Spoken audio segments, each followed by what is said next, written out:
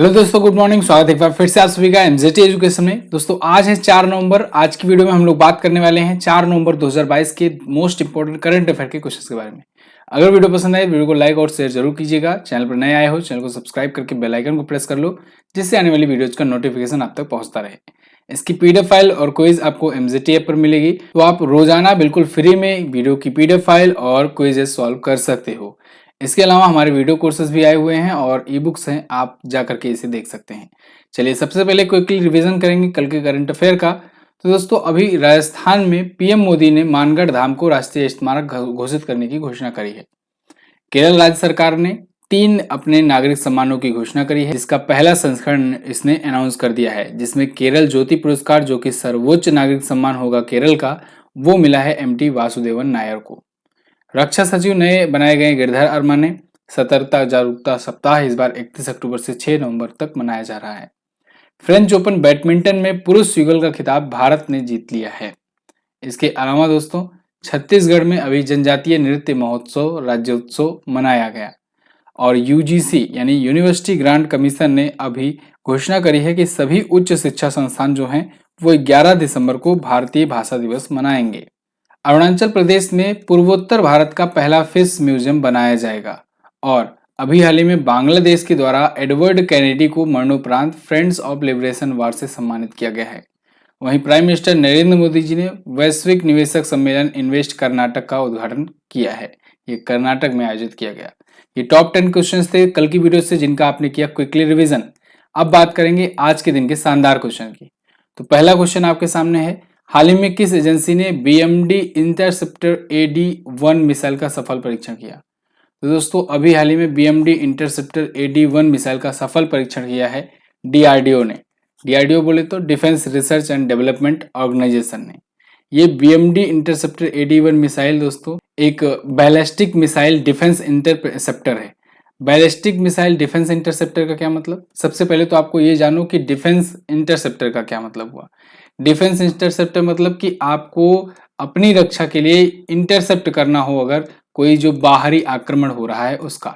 जैसे जैसे air defence system है ना S-400 जो भारत के पास अब आ चुका है, ठीक है, रसिया से हम लोगों ने खरीदा है। ये क्या है? एयर डिफेंस सिस्टम है।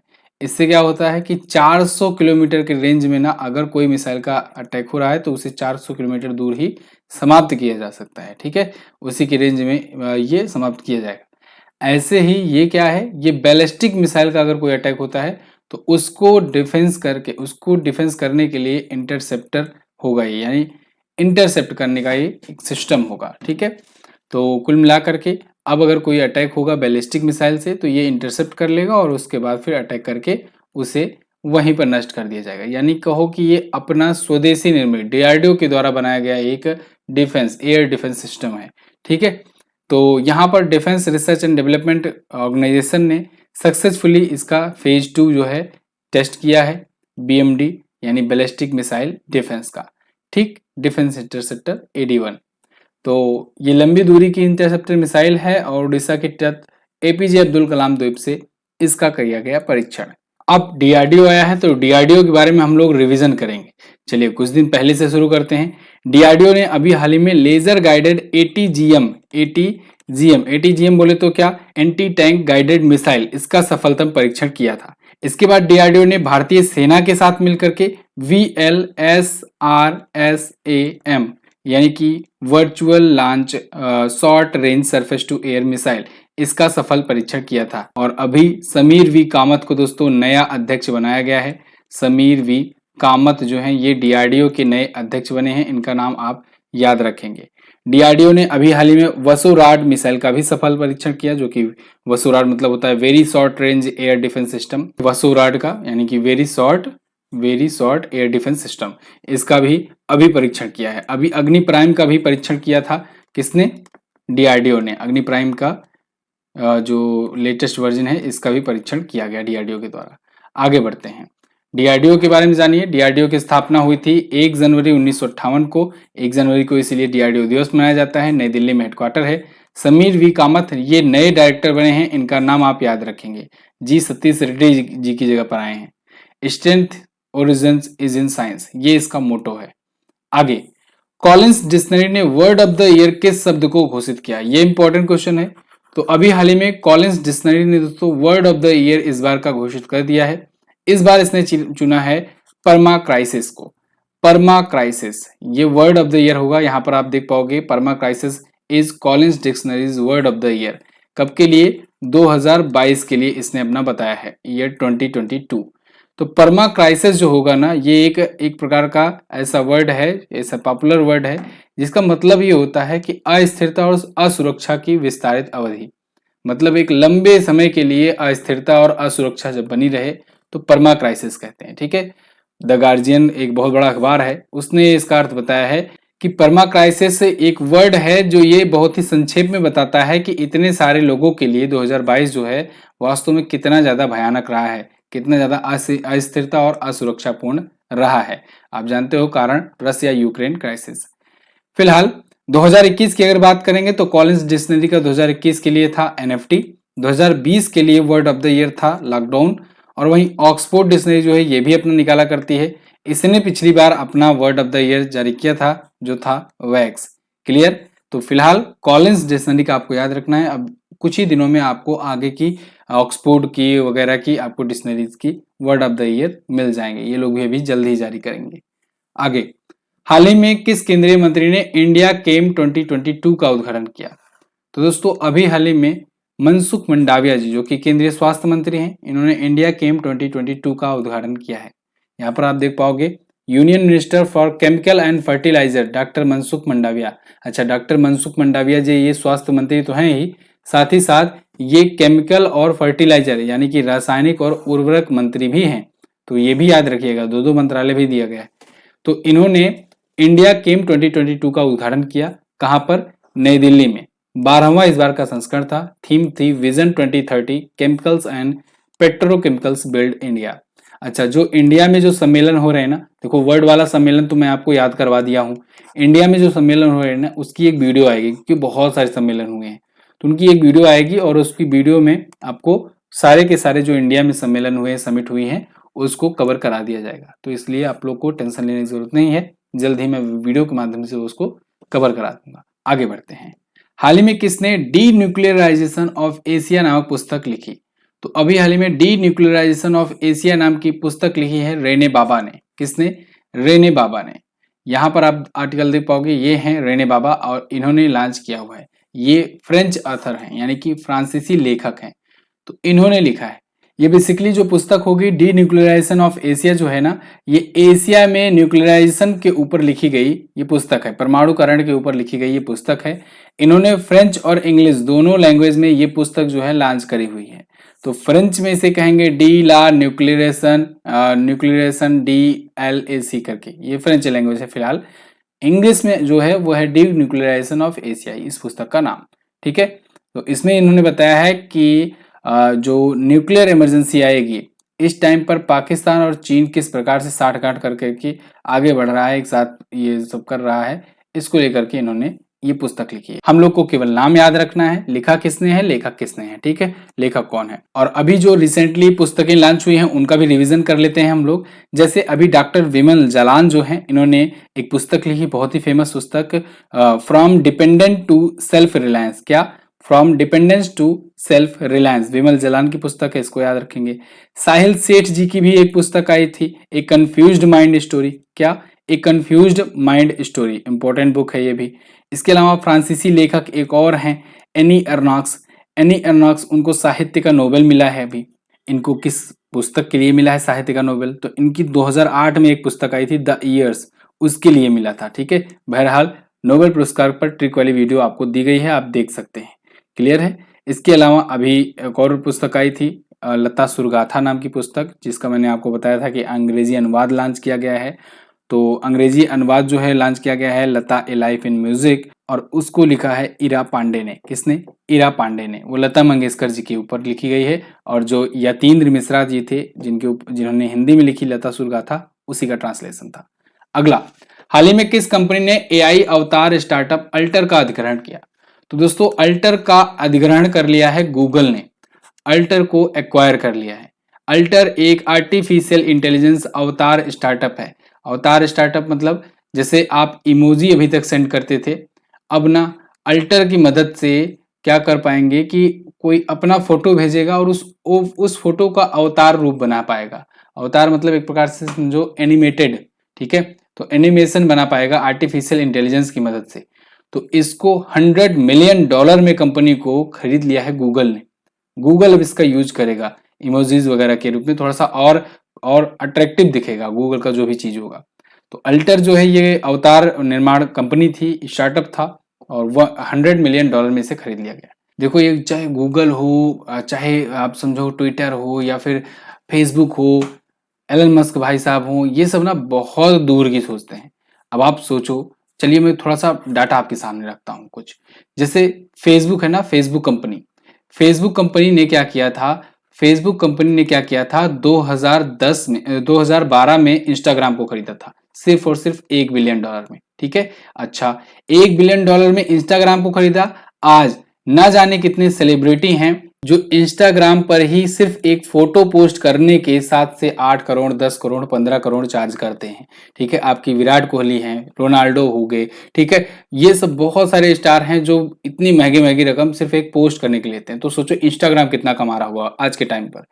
इसके बाद एक और डाटा, 2014 में फेसबुक ने व्हाट्सएप का एक्विजिशन किया $19 बिलियन में, $19 बिलियन में, ठीक है। ये डाटा भी याद रखिएगा कब किसने खरीदा। तो $19 बिलियन में इसको खरीदा गया। और व्हाट्सएप आज देख रहे हो कि सिर्फ और सिर्फ आधे एक घंटे के लिए भी कुछ दिन पहले बंद हुआ था। आधी दुनिया समझ लो कि उसका 50% काम रुक गया था। इतनी पावर है आज के टाइम पर व्हाट्सएप की। इसके बाद अभी देखो एलन मस्क भाई साहब ने $44 बिलियन में ट्विटर का एक्विजिशन कर लिया, ठीक है। ट्विटर को खरीद लिया कितने में, $44 बिलियन में खरीद लिया है। किसने, एलन मस्क ने खरीद लिया है।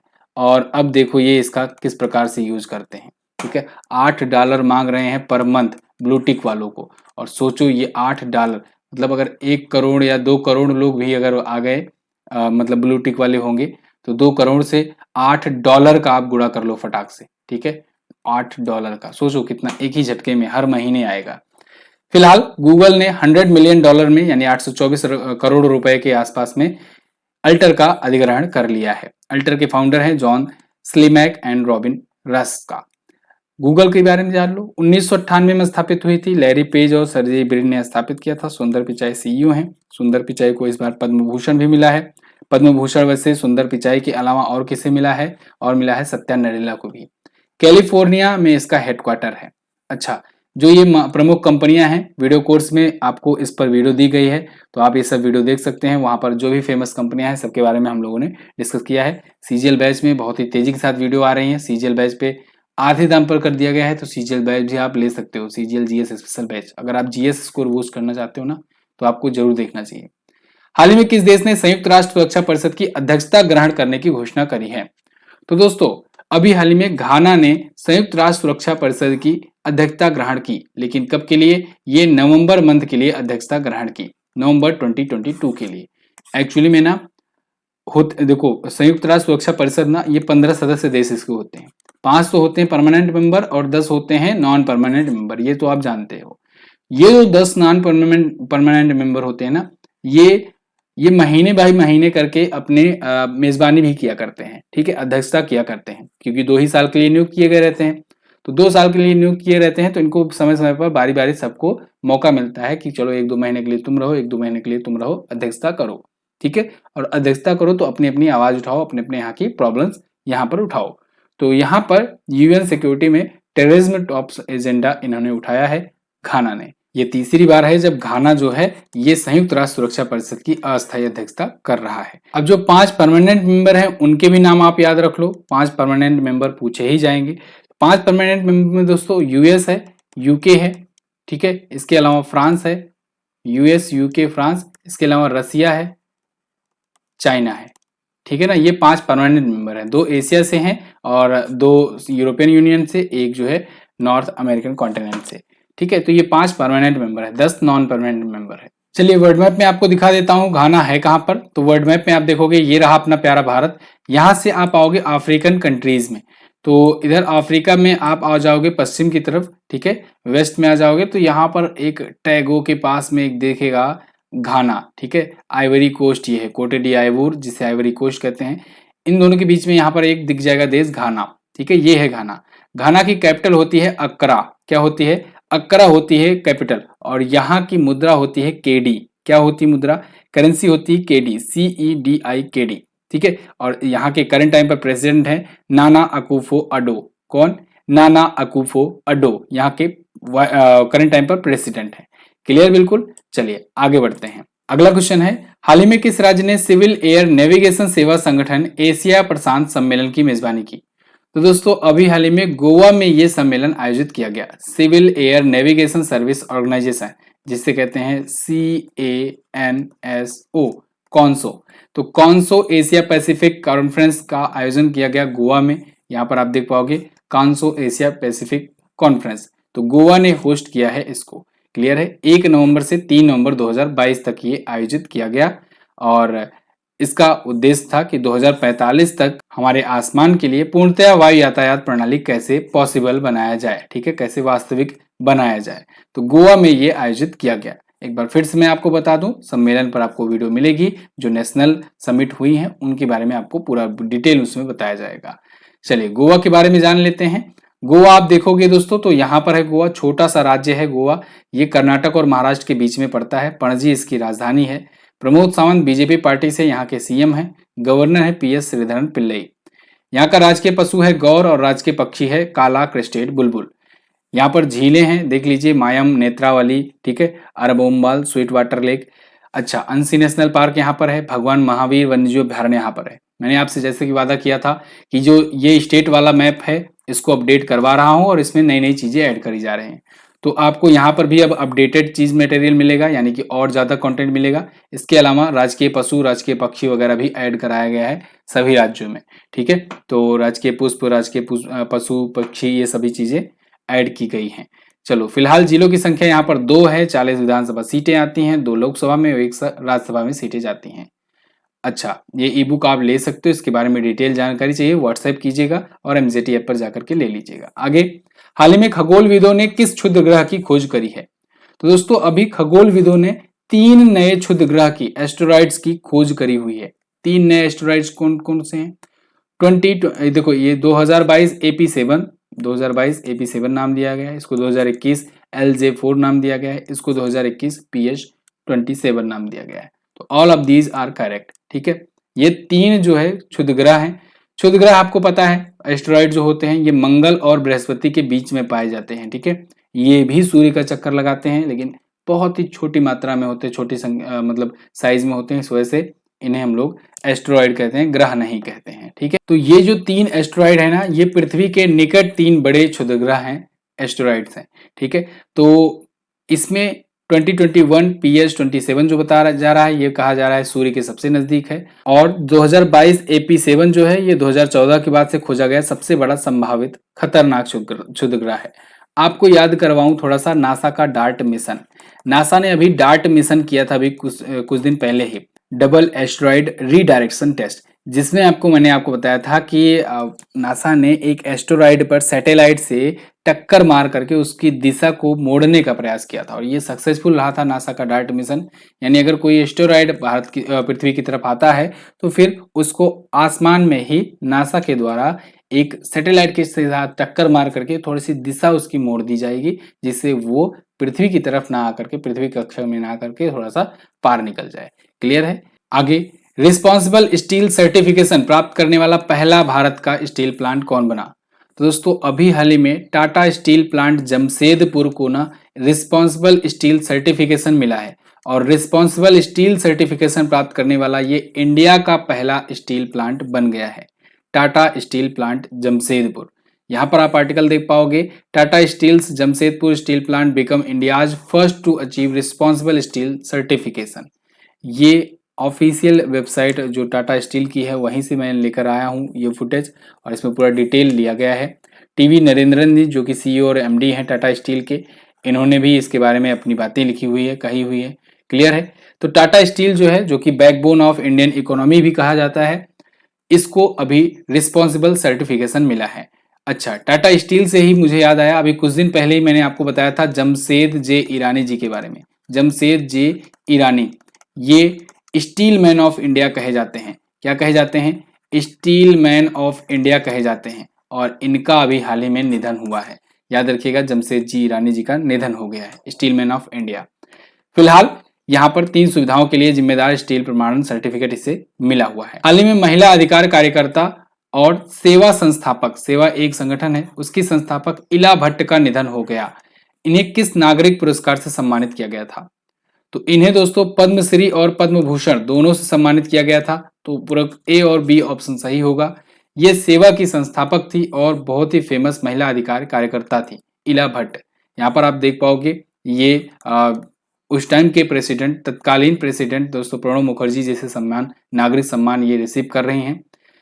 तो इन्होंने 1972 में एक सेवा नाम से फाउंडेशन स्थापित किया था, ऑर्गेनाइजेशन स्थापित किया था। सेवा मतलब स्वरोजगार महिला संघ, यानी सेल्फ एम्प्लॉयमेंट वीमेन एसोसिएशन। इसकी उन्होंने स्थापना करी और ये बहुत बड़ा संगठन आगे चल करके बना। अब आप ऐसे ही लगा लो कि इसमें 18 राज्यों के 2 मिलियन से ज्यादा लोग सदस्य बन चुके हैं इसके। तो सेवा जो है ये तो महिलाओं के लिए काम करने वाली सबसे बड़ी सहकारी समितियों में से एक है ही। 1972 में इसकी स्थापना करी थी इन्होंने, इला भट्ट ने। आगे चल करके 1979 में महिला विश्व बैंक की सह स्थापना भी इन्होंने करी। अच्छा, ये तो दिखाता है कि ये कितनी बड़ी पर्सनालिटी थी। 2 नागरिक सम्मान भी इनको मिला था, 1985 में पद्मश्री, 1986 में पद्म भूषण। तो इनका अभी हाल ही में निधन हो गया है। क्लियर बिल्कुल। चलिए, ये तो थे आज के दिन के टॉप 10 करंट अफेयर के क्वेश्चंस। आई होप आपको वीडियो पसंद आई होगी, हेल्पफुल लगी होगी। अगर पसंद आई है तो इसको लाइक कीजिएगा, शेयर कीजिएगा। गुरु घासीदास नेशनल पार्क मैंने आपसे पूछा था कल, छत्तीसगढ़ में स्थित है। ग्लोबल पेंशन इंडेक्स में भारत 41वें स्थान पर ये है वर्तमान में। ठीक है, आज आपको क्या बताना है? आज आपको बताना है मोहिनी अट्टम किस राज्य का शास्त्रीय नृत्य है। इसके अलावा वर्तमान में हमारे प्रेसिडेंट द्रौपदी मुर्मू जी के सचिव कौन है, सेक्रेटरी कौन है। इसके अलावा भी और भी जो सेक्रेटरी आपको याद हो कमेंट बॉक्स में जरूर लिखिएगा। इस वीडियो को पूरा देखने के लिए बहुत बहुत धन्यवाद। इसकी क्विज और पीडीएफ आपको एमजेटी ऐप पर मिलेगी। टेलीग्राम पर वन लाइनर भेजा जाता है, तो डेली वन लाइनर भी जाकर के रिवाइज कर लिया करो एक बार। ठीक है, व्हाट्सएप ग्रुप पर भी भेजा जाता है, व्हाट्सएप ग्रुप भी आप ज्वाइन कर सकते हो। बहुत बहुत धन्यवाद यहाँ तक देखने के लिए। मिलेंगे अगली वीडियो में, तब तक के लिए नमस्कार, जय हिंद, वंदे मातरम।